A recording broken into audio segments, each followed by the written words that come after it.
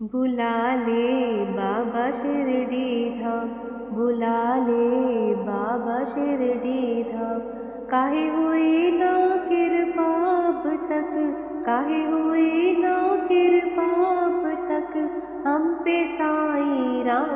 बुला ले बाबा शिरडी धाम, बुला ले बाबा शिरडी धाम। ओम साईं राम। साईं बाबा सबकी रक्षा करना और सही राह दिखाना। श्री साईं सच्चरित्र अध्याय 46। बाबा की हांडी। नाना द्वारा देव प्रतिमा की उपेक्षा। बाबा का नैवेद्य वितरण। हेमांड पंत को छाछ का प्रसाद। बाबा की हांडी। धर्म ग्रंथों में युगानुरूप साधना विधियों का वर्णन किया गया है, जैसे सतयुग में तप, त्रेता युग में ज्ञान, द्वापर युग में यज्ञ तथा कलयुग में दान करने से मनुष्य ध्येय को प्राप्त कर लेता है। दानों में भी अन्न दान का दान श्रेष्ठ कहा गया है। दान के भी कई रूप हैं, जैसे वस्त्र दान, भूमि दान, विद्या दान, द्रव्य दान। लेकिन अन्न को ही श्रेष्ठ दान कहा गया है, क्योंकि अन्न दान से जीव मात्र की तृप्ति होती है।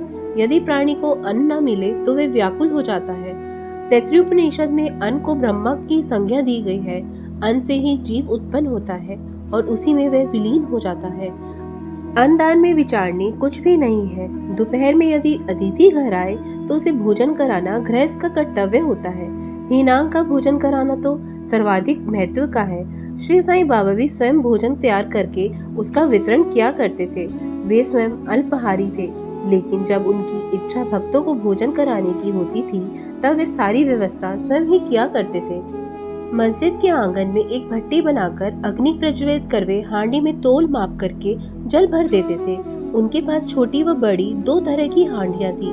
छोटी हांडी में 100 व्यक्तियों का, बड़ी हांडी में 500 व्यक्तियों का भोजन बनाया जा सकता था। कभी वे मीठे चावल बनाते, कभी पुलाव बनाते थे, कभी दाल मुटकुले भी बना लिया करते थे। भोजन स्वादिष्ट बने इसका वे विशेष ध्यान रखते थे। ज्वार के आटे को जल में उबालकर छाल मिलाकर वे अम्बिल बनाते थे और भक्तों में बांट दिया करते थे।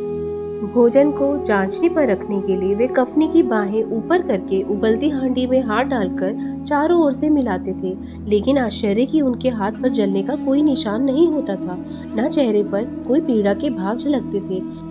भोजन तैयार होने पर वे मस्जिद से बर्तन मंगवाकर मौलवी से फतीहा पढ़वाते। फिर मालसा पति व तात्या पाटिल के लिए भोजन अलग निकालकर गरीबों अनाथों में बांटकर तृप्ति की अनुभूति करते थे। जो लोग मांसाहारी होते थे उन्हें भोजन हांडी में से दिया जाता था, जबकि शाकाहारियों को उसे छूने भी नहीं दिया जाता था। उन्होंने मांसाहार को कभी प्रोत्साहन नहीं दिया था।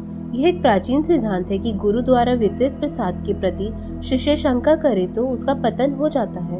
इस संदर्भ में वे शिष्यों की परीक्षा भी लिया करते थे। ऐसा ही दृष्टांत यहाँ प्रस्तुत है।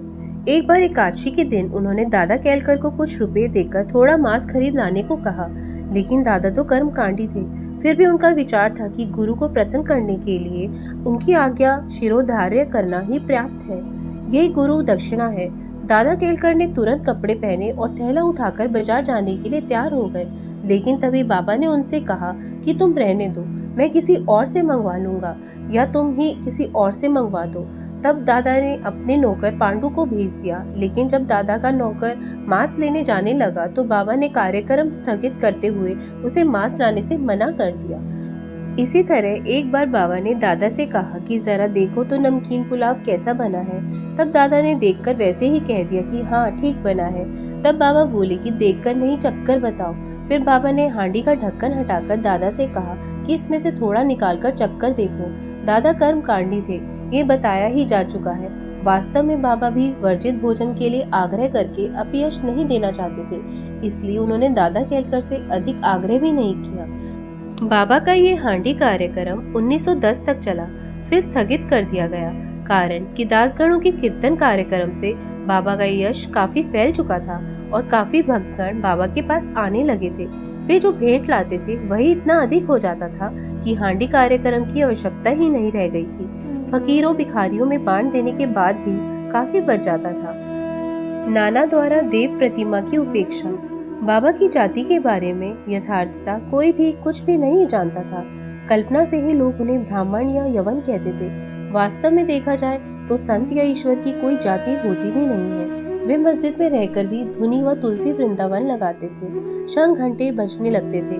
वे हिंदू मंदिरों का जीर्णोद्धार भी करवाते थे। उनके कान भी छिदे हुए थे। हिंदू प्रतिमाओं व देवी देवताओं की उपेक्षा उन्हें बर्दाश्त नहीं थी। एक बार की बात है कि नाना साहेब चंदोरकर अपने साड़ू बीने वाले के संग शिरडी पधारे। जब वे मस्जिद गए तब बाबा उनसे वार्तालाप करते हुए एकाएक क्रोधित होकर बोले कि तुम काफी समय से मेरे संपर्क में हो, तब फिर ऐसा आचरण क्यों करते हो। नाना साहेब उनके कथन का मर्म नहीं समझ पाए, इसलिए वे बाबा से अपना अपराध विस्तार से समझाने की प्रार्थना करने लगे। तब बाबा बोले कि तुम कोपरगांव कब आए और फिर वहां से शिरडी कैसे पहुंचे। इस पर नाना को अपनी गलती का एहसास हुआ। दरअसल नाना साहेब का नियम था कि शिरडी आने से पहले वे कोपरगांव में गोदावरी नदी के किनारे स्थित दत्त भगवान का पूजन करते थे, लेकिन उनके साधु भी दत्त भगवान के उपासक होने पर भी विलंब होने की आशंका से उन्होंने उन्हें दत्त भगवान के मंदिर नहीं जाने दिया और सीधे शिरडी आ गए थे। नाना साहेब ने अपना अपराध स्वीकार करने के बाद कहा कि ये सत्य है कि गोदावरी नदी में स्नान करते समय उनके पैर में एक बड़ा कांटा चुभ जाने के कारण बड़ी पीड़ा हो गई थी। इस पर बाबा ने कहा कि यह तो जरा सा दंड था।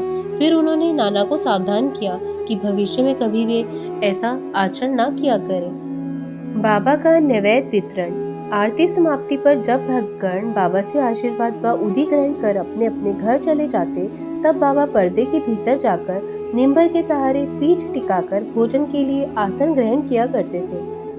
भक्त बाबा के निकट ही दो पंक्तियों में बैठते थे। वे बाबा के लिए पूरी, पेड़ा, मांडा, बर्फी, बांसुरी, उपमा, अम्बे, मोहर आदि थालियों में सजाकर लाते और जब तक बाबा वह नैवेद्य स्वीकार नहीं कर लेते थे तब तक प्रतीक्षा किया करते थे। जब सारा नैवेद्य इकट्ठा कर लिया जाता था तब बाबा उसमें से ईश्वर अर्पण के पश्चात कुछ अंश बाहर प्रतीक्षारत लोगों को बांट देते थे।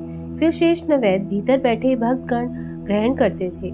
इसके बाद बाबा सबके बीच आ जाते थे। तब दो पंक्तियों में बैठे भक्त नैवेद्य ग्रहण करते थे। बाबा अक्सर श्यामा व निमोडकर से भक्तों को ठीक से भोजन कराने को कहा करते थे। वे दोनों भी बाबा की आज्ञा का पूरी तरह पालन करते थे। हेमाड पंत को छाछ का प्रसाद। एक बार की बात है कि हेमाड पंत भरपेट भोजन कर चुके, तब बाबा ने उन्हें एक प्याला छाछ पीने को दिया। छाछ बिल्कुल सफेद थी, इसलिए हेमाड पंत का मन पीने को तो कर रहा था, लेकिन वे भरपेट भोजन कर चुके थे, इसलिए जरा भी गुंजाइश नहीं थी।